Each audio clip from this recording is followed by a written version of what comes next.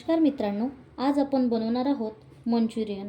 मंचुरियनसाठी मी इथे 1 वाटी पत्तागोबी मी किसून घेतलेली आहे। ते आपण एका बाउलमध्ये काढून घेऊया।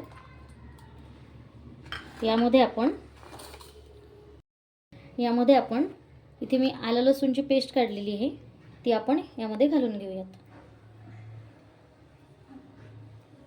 यामध्ये आपण चिली सॉस घालून घेऊयात थोडा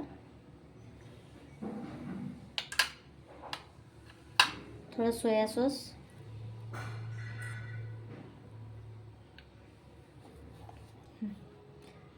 थोडं मीठ। सोया सॉसमध्ये मिठाचं प्रमाण राहते, त्यामुळे आपण इथे मीठ थोडंच घालून घेतलं आहे। आणि आता इथे आपले मंचुरियन क्रिस्पी येण्यासाठी मी इथे पोह्यांची बारीक पूड करून घेतलेली आहे, ती आपण आता यामध्ये घालून घेऊयात थोड्याच प्रमाणात। छान मिक्स करून घेऊयात। यामध्ये आपण थोडा मैदा ॲड करून घेऊयात। इथे आपली पत्तागोबी थोडीच असल्यामुळे मी यात थोडंच मैदा आणि थोडंच पोह्याची पूड घालून घेतली आहे।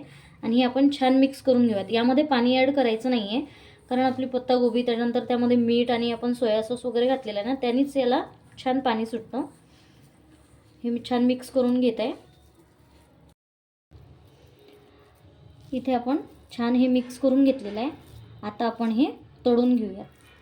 मंचुरियनच्या गाडीवर वगैरे आपण बघतो ना, तर तिथे असे एक एक गोळा बनवून टाकत नाहीत, अशा पद्धतीने असे तेलामध्ये तळतात। तर आपण तसेच तळून घेऊयात।